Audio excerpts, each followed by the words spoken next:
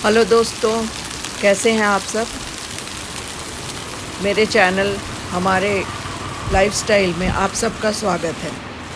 दोस्तों, अगर आप मेरे चैनल पर नए हैं तो प्लीज़ लाइक और सब्सक्राइब करना ना भूलें। तो आप जैसा कि आप जानते हैं कि मेरा नाम अमृता सिन्हा है और मैं मुंबई में रहती हूँ।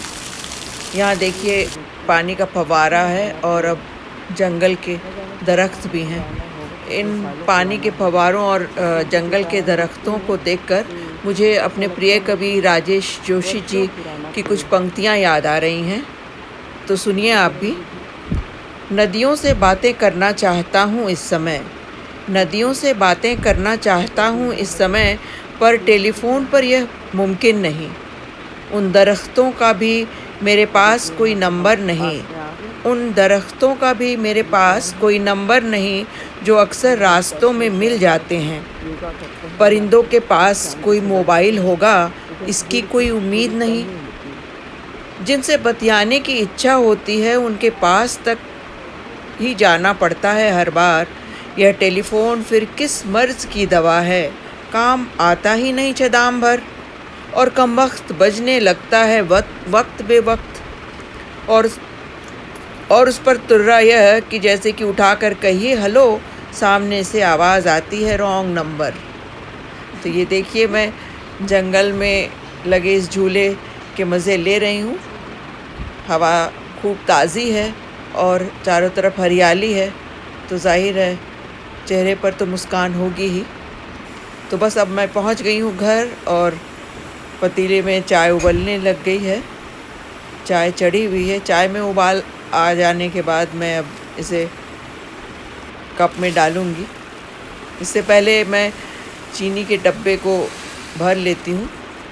चीनी का डब्बा खाली था, तो ये ब्राउन शुगर आजकल इस्तेमाल में आता है। इन दिनों सफ़ेद नमक और सफ़ेद चीनी दोनों से ही गुरेज है, अक्सर हर घरों में यही है। तो ये एक अच्छी आदत है। तो चाय बन चुकी है और अब कप में पहुंच रही है। चाय की तलब हो चली है। सुबह सुबह एक कप गरम चाय पी लेने से ताज़गी आ जाती है। और इन दिनों मैंने दूध की चाय छोड़ ही दिया है। तो ये ब्लैक टी है जिसमें दालचीनी, लौंग, इलायची और अदरक कूट कर डली हुई है। ये भी बहुत हेल्दी चाय है। और इसमें 1 चम्मच शहद भी डाल लेती हूँ चीनी की जगह। तो चाय के बाद नाश्ते की तैयारी होगी। नाश्ते में मैंने दलिया बना लिया है और फल कटे हुए हैं, जूस भी है। तो अश्विन के लिए मैंने रोटी और पनीर की सब्ज़ी बनाई है आज। ये देखिए, दूध चढ़ा हुआ है पनीर निकालने के लिए, और मटर भी मैंने चढ़ा दिया उबलने के लिए। उधर चाय पीती रहूँगी और इधर गैस पे भी सब कुछ चढ़ा हुआ है ताकि जल्दी जल्दी बना सकूं, क्योंकि सुबह सुबह ही टिफ़िन तैयार करना होता है। पनीर मैं घर पे ही निकालती हूँ, बाहर से बिल्कुल ही नहीं मंगाती। बड़ा ही आसान तरीका है पनीर निकालने का। ये 1 लीटर दूध को उबलने के लिए चढ़ा दिया है मैंने, और ये इसमें उबाल आ चुका है। उधर विनेगर और पानी दोनों को मिलाकर बराबर बराबर मात्रा में मैंने इसमें डाल दिया है। अब इस घोल के डलते ही देखिए किस तरह से दूध फट जाएगा। पानी और पनीर दोनों एकदम से अलग हो जाएगा। ये भी एक अजूबा है। अभी अभी दोनों बिल्कुल ही साथ थे, देखिए अब बिल्कुल ही अलहदा हैं। पनीर अलग हो गए और पानी अलग। खैर, ये मसलिन क्लॉथ में मैंने पनीर डाल दिया है और ऊपर से ठंडा पानी डाल दूँगी। और उसके बाद इसको मसलिन क्लॉथ को उठा करके उसको अच्छी तरह निचोड़ कर किसी भारी चीज़ से इसको दबा दूँगी। और इसके पहले ये मैं भूल जाऊँ, ये बताना ज़रूरी है कि इस पनीर के पानी को हमेशा अच्छे से रख देना चाहिए और इसका इस्तेमाल किया जाना चाहिए, इसे फेंकना नहीं चाहिए। तो पनीर अब तैयार हो गया है। देखिए इसको कट कर मैं दिखाती हूँ। देखिए इसका टेक्सचर कितना खूबसूरत आया है। बहुत ही अच्छा पनीर, बिल्कुल शुद्ध, कोई मैदा कोई मिलावट नहीं। ये पनीर के क्यूब्स कट कर तैयार हैं। इसके बाद मैंने मटर पनीर उधर तैयार कर लिया और अब फुलके सेक ले रही हूँ। फुलके सेक कर उसमें शुद्ध घी लगाकर टिफ़िन में दूंगी। मटर पनीर की रेसिपी मैं फिर कभी आपसे शेयर करूंगी। अभी तो फ़िलहाल मैं टिफ़िन पैक करने लगी हूँ। ये बटर पेपर में फुलके डाल दे रही हूँ और इसको अच्छी तरह से रैप करके टिफ़िन बंद करने के बाद दूसरे टिफ़िन में मटर पनीर डालूँगी, जो बिल्कुल अभी गर्म ही है, अभी अभी चूल्हे से उतरा है। तो मटर पनीर और रोटी अश्विन लंच के लिए ले जाएगा और नाश्ते के लिए मैंने दलिया बना दिया है, जूस और कटे हुए आम है। तो आज का ये नाश्ता और ये लंच उसका बिल्कुल तैयार है। हम लोग अपने लंच के लिए भी तैयारी करना है मुझे, क्योंकि लंच में मैं बिल्कुल सादा खाना खाती हूँ, चावल दाल और हरी सब्जी सलाद, इतना ही। तो पहले इसकी तैयारी हो गई है, अब बस टिफ़िन बंद कर दिया मैंने। अब टिफ़िन पैक करके मैं फ़ारिग हो गई। अब इसके बाद चावल दाल और सब्ज़ी, ये तीनों की तैयारी हो जाएगी और मेरा लंच तैयार। ये तुरई की सब्ज़ी है, बहुत ही आसान है। इसमें मैंने भिगोकर चने के दाल, थोड़े से चने के दाल डाले हैं, जो बहुत ही स्वादिष्ट बनाता है सब्ज़ी को। हल्दी नमक 5 फोरन से तड़का लगाकर बस ढक दिया और ये सब्ज़ी खुद ब खुद तैयार हो जाती है, बहुत जल्दी, और स्वादिष्ट भी है और पौष्टिक भी। तो इस तरह मेरा लंच भी बिल्कुल ही तैयार हो जाएगा। उसके बाद मैं अपनी कुछ पेंटिंग आपको दिखाऊंगी। ये ढक दिया मैंने।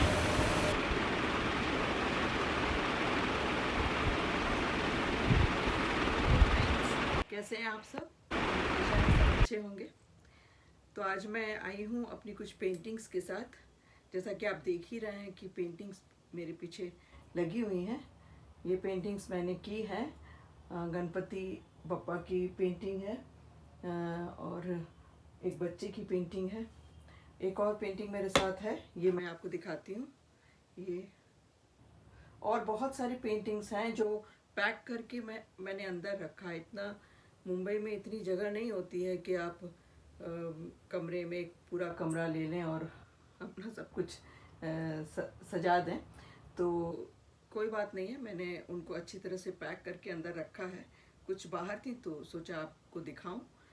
तो आज मैं वैसे भी बैठी थी अपनी पेंटिंग को वार्निश करने। पेंटिंग तो कंप्लीट हो गई है, लेकिन वार्निश करना है। ये कैमल का आर्टिस्ट पिक्चर वार्निश है, ऑयल फॉर ऑयल कलर्स। तो आज मैं वही बैठी थी। तो आपको अपने इस कोने से भी तारुफ करा दूं कि ये मेरा सबसे प्रिय कोना है, पूरे घर का सबसे प्रिय कोना, क्योंकि मैं यहीं बैठती हूँ, अक्सर बैठकर पेंटिंग भी करती हूँ, लिखना पढ़ना भी मुझे यहीं पे अच्छा लगता है। यहीं पे लिखती भी हूँ, पढ़ती भी हूँ। तो मतलब रोज़मर्रे के काम से जो मेरा समय निकलता है या मैं निकालती हूँ अपने लिए समय, तो यहीं बैठकर और अपना काम करती हूँ। तो चलिए पहले वार्निश कर लेते हैं। आप भी देखिए वार्निश कैसे करते हैं, फिर बाकी और भी जो कुछ हो पेंटिंग है अधूरी, वो मैं आपको दिखाऊंगी। तो ये वार्निश करते हैं।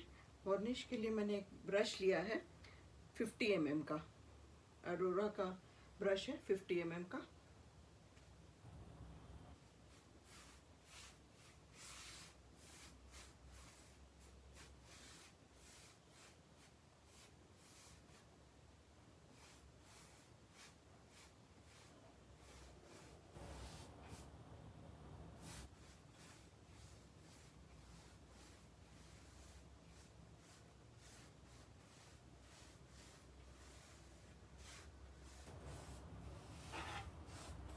तो इस तरह एक कोट मैंने कर दिया है।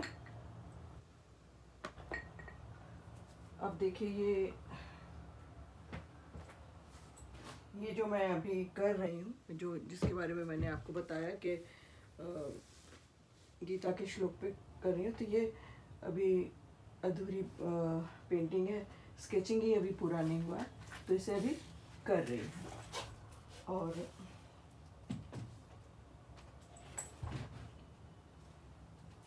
ये भी गणपति बप्पा की एक पेंटिंग है,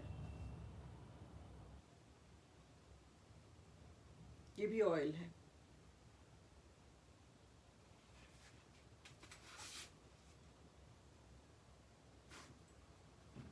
बस आज इतना ही सामने है, और कुछ आर्ट मटेरियल्स मेरे पास हैं। ये oil colour, artist oil colour, हालांकि इनकी रंगत अजीब हो गई है, काम करते करते ऐसा हो ही जाता है। और फिर इसके लिए पैलेट मैं अलग रखती हूँ, वो अंदर होगा कहीं पे, वो लेकर नहीं आई हूँ। ये देखिए, ये वाटर कलर का पैलेट है, बिल्कुल इसमें भी बहुत सारे कलर्स हैं। ये एयर टाइट पैलेट है। इसके अलावा वाटर कलर के जो कलर्स हैं वो मैंने इसमें रखा है। इसमें कैमल भी है और भी दूसरे ब्रांड के हैं। तो इसी तरह बहुत सारे जिन कलर्स को मैंने जो यूज़ करती हूँ वो सारा इसमें रखा है मैंने। इसके अलावा पेपर भी है, वो भी अलग करके रखें। तो इस तरह आर्ट मटेरियल बहुत ही हो जाता है, उनको अच्छे से रखना होता है। और अब देख रहे हैं ब्रश जो है, इसमें से ये ब्रश, ये देखिए, ये सिर्फ ऑयल के लिए, ये ऑयल पेंटिंग के लिए ये है सारे ब्रश।